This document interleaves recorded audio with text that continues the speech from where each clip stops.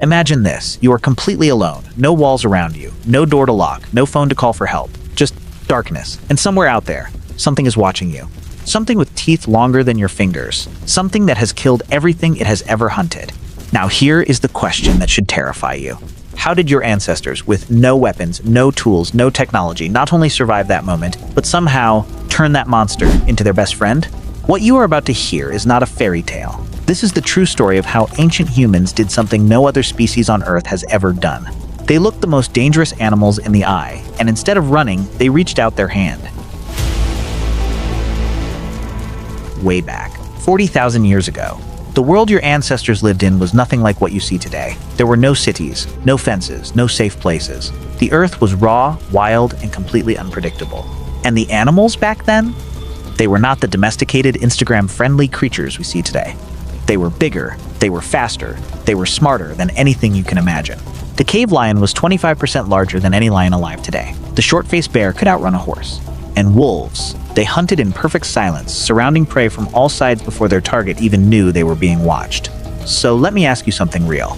If you were dropped into that world, no clothes, no fire, no shelter, how long do you think you would survive? 1 day? Maybe 2? Most animals bigger, stronger, and faster than you wanted you dead. And yet, your ancestors didn't just survive this world, they learned to control it.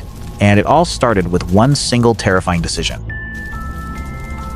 The first animal ancient humans ever tamed was the wolf. But here is what nobody tells you about how it actually happened. It wasn't planned, there was no strategy, no meeting where ancient humans sat down and said, okay, today we tame the wolves.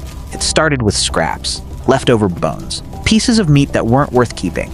Ancient human tribes would leave their food waste at the edges of their camps.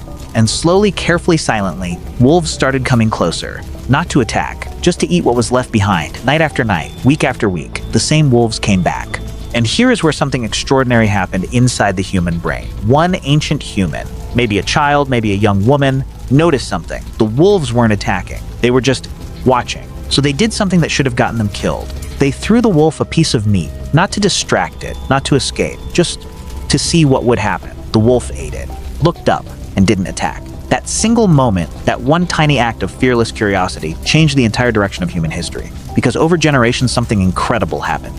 The wolves that weren't afraid of humans survived better. They got more food, they stayed warmer near human fires. And slowly, over thousands of years, those wolves started to change. Their faces softened, their aggression lowered, their eyes started looking almost human. And what did ancient humans get in return? The wolves guarded the camp at night.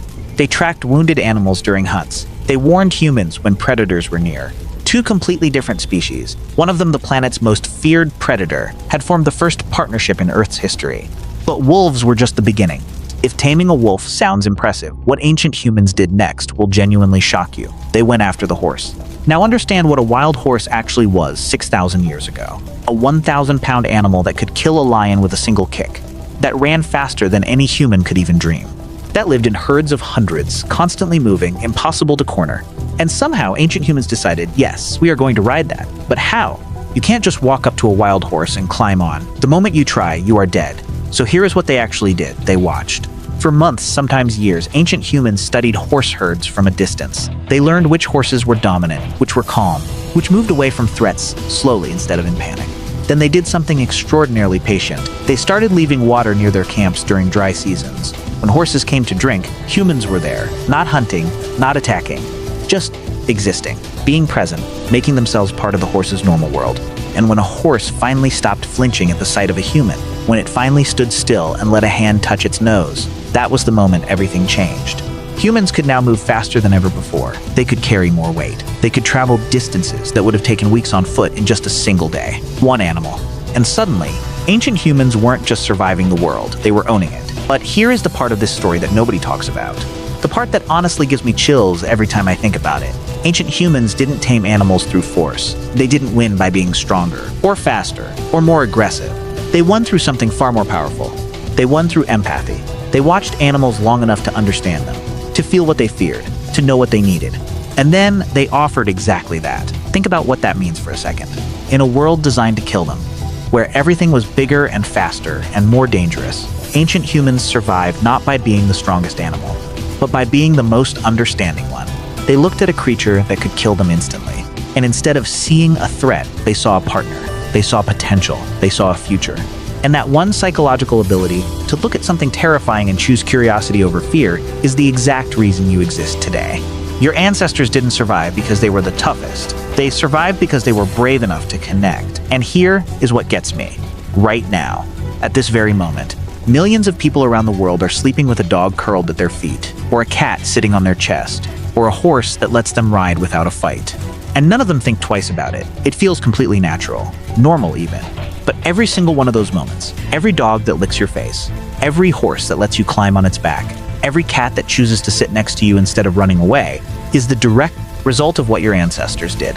The scraps they threw, the patience they showed, the fear they chose to walk through instead of running from.